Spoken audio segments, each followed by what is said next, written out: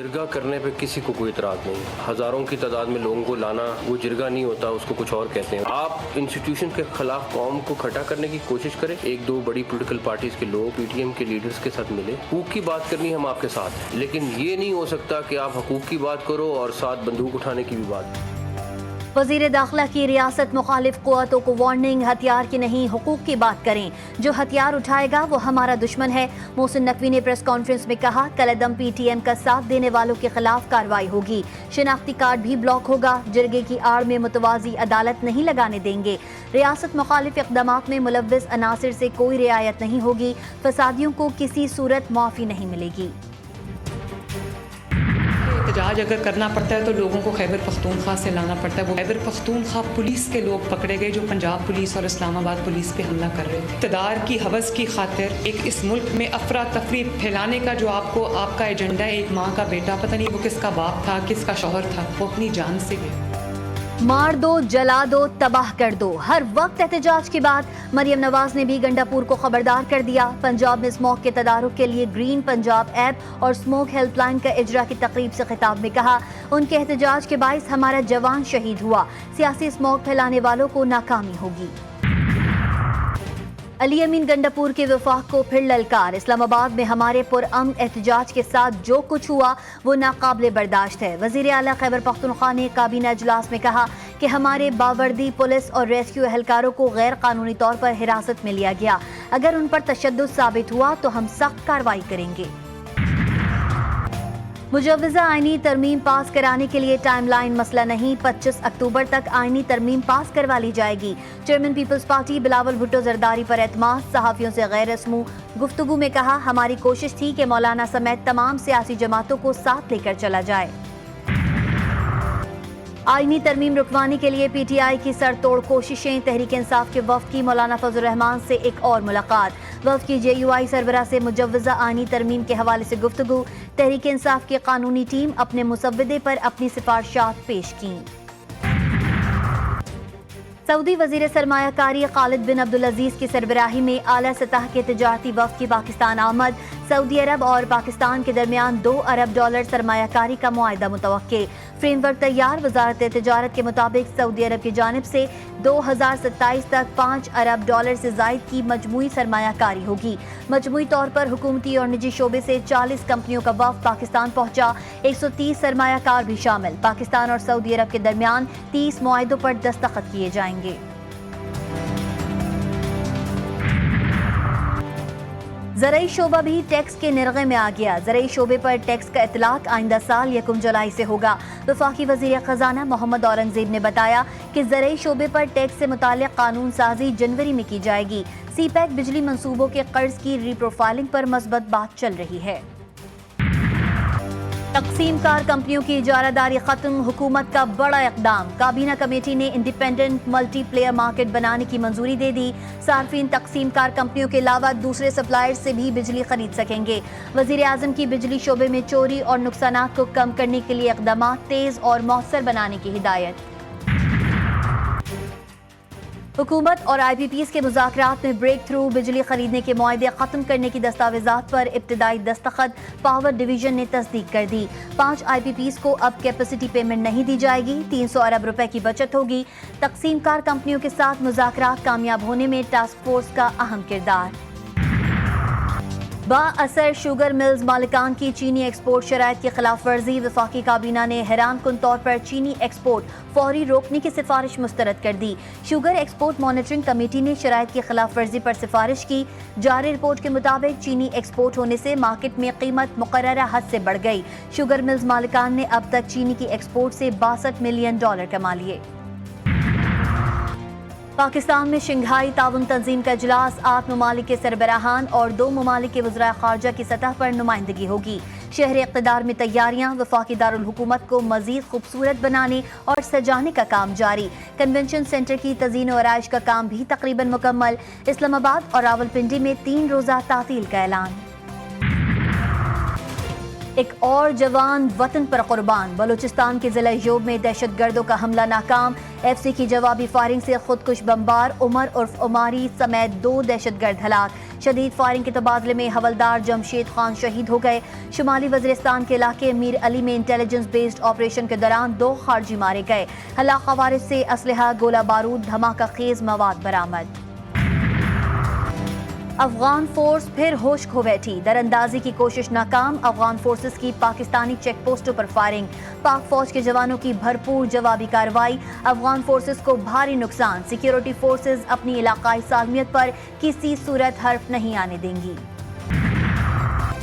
بلوچستان بڑی دہشت گردی سے بچ گیا، سیکیورٹی فورسز کی کارروائی میں بھاری مقدار میں گولہ بارود برآمد، گاڑی میں نصب دھماکہ خیز مواد 280 کلو گرام ہے جسے تربت میں دہشت گردانہ کارروائی کے لیے استعمال کیا جانا تھا۔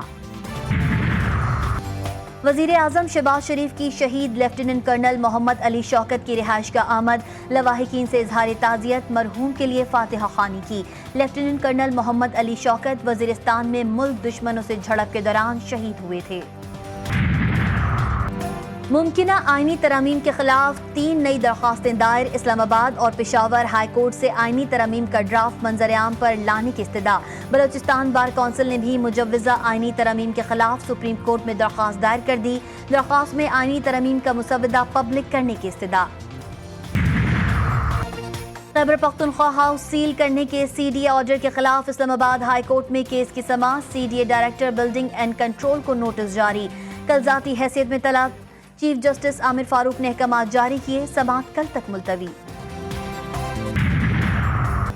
پرامن احتجاج کی آڑ میں بلوائیوں نے ریاست کے خلاف تمام حدیں پار کر دی، اسلام آباد میں شرپسندی کرنے والے مزید افغانی شہریوں کی ویڈیو سامنے آ گئیں، پی ٹی آئی والوں نے 2-3 ہزار روپے مزدوری دی، اسلام آباد میں جلسے کے دوران افراتفری پھیلانے اور گاڑیوں کو آگ لگانے کا کہا، گرفتار شرپسند کا انکشاف۔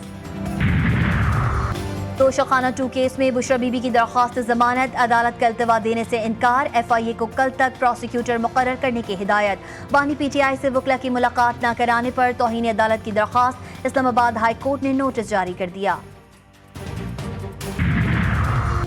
پی بی 44 سے پیپلز پارٹی کے عبداللہ گورگیج کی کامیابی کا عدم، الیکشن ٹریبیونل کے حلقے کے 16 پولنگ سٹیشنز پر دوبارہ پولنگ کا حکم، نیشنل پارٹی کے عطا محمد نے دھاندلی کا الزام عائد کیا تھا۔ عدالتی رپورٹنگ پر پیمرا کی پابندی کے خلاف درخواستوں پر سندھ ہائی کورٹ میں سماعت، پیمرا نے عدالتی حکم کی غلط تشریح کی، وکیل درخواست گزار کے دلائل، پیمرا کے وکیل نے کہا عدالتی پیچیدگیاں عام آدمی کی سمجھ میں نہیں آتی، عدالت نے استفسار کیا کہ ریمارکس چلنے میں کیا خرابی ہے، پیمرا وکیل نے کہا اس سے معاشرے میں بے چینی پھیلتی ہے، چیف جسٹس نے کہا آپ کو کیا پتا عوام کو کیا سننا ہے اور کیا نہیں، اس کو منہ بند کرنا کہتے ہیں، یہ عامریت ہے۔ بزرگ سیاستدان و سابق اسپیکر قومی اسمبلی الہی بخش سومرو کراچی میں انتقال کر گئے، خاندانی ذرائع نے تصدیق کر دی، الہی بخش سومرو کی عمر 97 سال تھی، الہی بخش سومرو کا انتقال حرکت قلب بند ہونے کے باعث ہوا۔ اسرائیلی فوج کی درندگی سے لبنان میں مزید 36 شہری شہید، 150 سے زائد زخمی، صہیونی فوج نے بیروت میں 4 رہائشی عمارتوں پر فاسفورس بم مارے، جنوبی لبنان میں اسرائیلی فوج اور حزب اللہ میں شدید مزاحمت، 3 صہیونی فوجی شدید زخمی، حزب اللہ نے اسرائیل کے حیفا شہر میں میزائلوں کی بارش کر دی۔ اسرائیل نے شام کے دارالحکومت دمشق میں بھی میزائل داغ دیے، رہائشی عمارتوں پر حملوں میں بچوں اور خواتین سمیت 7 افراد شہید، 11 سے زائد زخمی، حملہ دمشق کے مضافاتی علاقے میزا میں ایرانی سفارت خانے کے قریب ہوا، شامی حکام نے اسرائیلی دعویٰ مسترد کر دیا، کہا دمشق حملے میں سویلین کو نشانہ بنایا گیا۔ اسرائیل کی غزہ میں بمباری، 24 گھنٹوں میں مزید 45 فلسطینی شہید، 130 سے زائد زخمی، شجاعیہ میں صہیونی بمباری سے 9 وسطی غزہ کے علاقے بریج اور نصیرات کیمپ میں 8 فلسطینی جان سے گئے، شہداء کی مجموعی تعداد 42,010 تک جا پہنچی۔ اسرائیل کا غزہ کے کمال عدوان اسپتال سے سٹاف اور مریضوں کو 24 گھنٹوں میں انخلاء کا حکم، صہیونی فوج نے جبالیہ میں مزید فوجی دستے بھیج دیے۔ نیتن یاہو کی پھر بزدلانہ دھمکی، حزب اللہ کے نئے سربراہان کو بھی نشانہ بنانے کا اعلان، صہیونی وزیر اعظم کا کہنا تھا کہ اسرائیل کی جنگ لبنان سے نہیں بلکہ ایران سے ہے، حزب اللہ ماضی کے مقابلے میں کمزور پڑ چکی، اسرائیلیوں زیر دفاع یو ایف گیلنٹ نے نیتن یاہو کے حکم پر اپنا دورہ امریکہ ملتوی کر دیا۔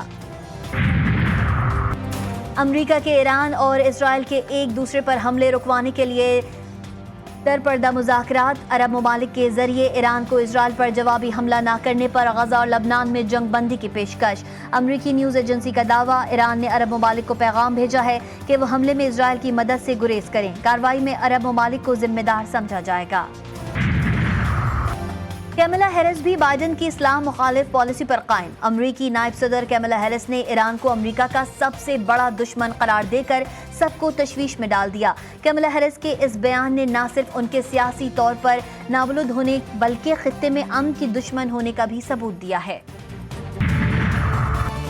کراچی ایئرپورٹ سگنل پر غیر ملکیوں کے قافلے پر حملے کا مقدمہ تھانہ سی ٹی ڈی میں سرکار کی مدعیت میں درج کر لیا گیا۔